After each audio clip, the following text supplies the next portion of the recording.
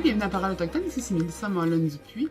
Alors cette semaine, je pense que j'ai envie de faire quelque chose de différent parce que je pense qu'on voit un peu partout comment des fois les situations se désagrègent, comment on voit l'Amérique en feu présentement.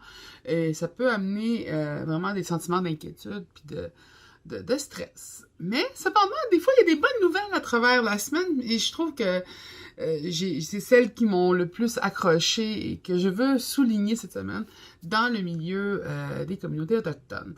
Alors, je vais faire ça quand même assez court parce que j'espère que vous allez explorer ces belles nouvelles-là et commencer à les faire, à leur donner une place, à les laisser peupler vos médias sociaux.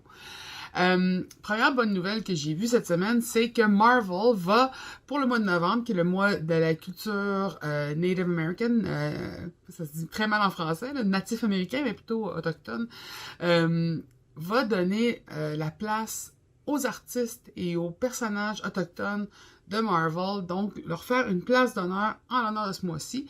Ce qui est très important puisque quand on partage collectivement une culture populaire telle que l'ampleur des films Marvel ou même les films de Star Wars ou plusieurs univers, comment je pourrais dire, fantastiques, eh bien avoir une représentation quand c'est adapté, je veux dire, on s'entend qu'on s'attend pas à ce que le Seigneur des Anneaux ait des personnages autochtones, mais quand, pour l'exemple de Marvel, on peut voir une présence des Premières Nations, eh bien, je pense que ça montre quand même une ouverture puis un changement. Et on a pu le voir avec, par exemple, l'exemple de Black Panther, que d'avoir des univers rêvés d'afrofuturisme comme Wakanda, ça donne envie de voir qu'est-ce qu'il pourrait créer qui vient du milieu des communautés autochtones. Donc, première bonne nouvelle. Deuxième bonne nouvelle pour moi, c'est Red Fawn, une militante de Standing Rock qui va être libérée après avoir été malheureusement emprisonnée pendant 57 mois pour avoir défendu son territoire, pour avoir défendu la terre-mère. Malheureusement, ça indique qu'encore aujourd'hui, que ce soit aux États-Unis ou au Canada, il existe des justices à deux vitesses selon les crimes et selon aussi les origines. Mais aujourd'hui, Red Fawn va sortir de prison et je pense qu'elle va continuer son militantisme.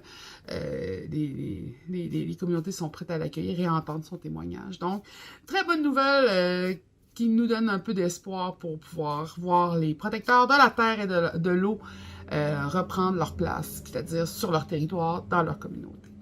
Et la troisième bonne nouvelle, et celle-là, elle me plaît énormément, c'est les statistiques qui sont sorties par rapport à je dirais, aux effets du COVID, ou plutôt aux effets de la préparation envers les vagues de COVID chez les communautés autochtones en réserve, c'est-à-dire de voir comment les politiques très actives des communautés ont eu des résultats.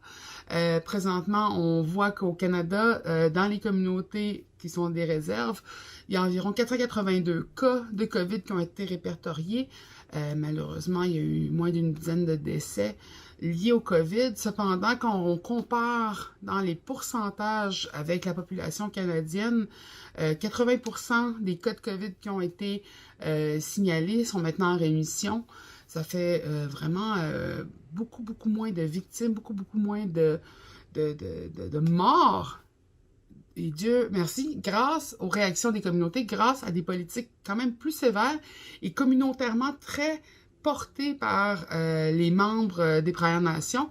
Donc, l'engagement de la communauté a montré qu'on pouvait aplanir la courbe et les communautés autochtones le font présentement au Canada. Ils aplanissent la courbe et comme ça, on permet en grande partie de pouvoir protéger les personnes qui sont malades et nos aînés qui sont une de nos ressources les plus précieuses. Donc, j'espère que ces trois bonnes nouvelles pour moi vous rejoignent et j'espère que vous allez explorer justement le milieu des bonnes nouvelles qui touchent ces communautés autochtones parce qu'il y a des belles choses, des bonnes choses qui se passent dans le monde des Premières Nations et des communautés autochtones un peu partout au Canada et en Amérique du Nord. Donc, je vous souhaite une belle semaine. N'hésitez pas à partager cette vidéo et surtout, n'hésitez pas à nous envoyer des commentaires ou des questions. On est toujours ouvert à savoir un peu plus qu'est-ce que notre public veut entendre. Bonne semaine!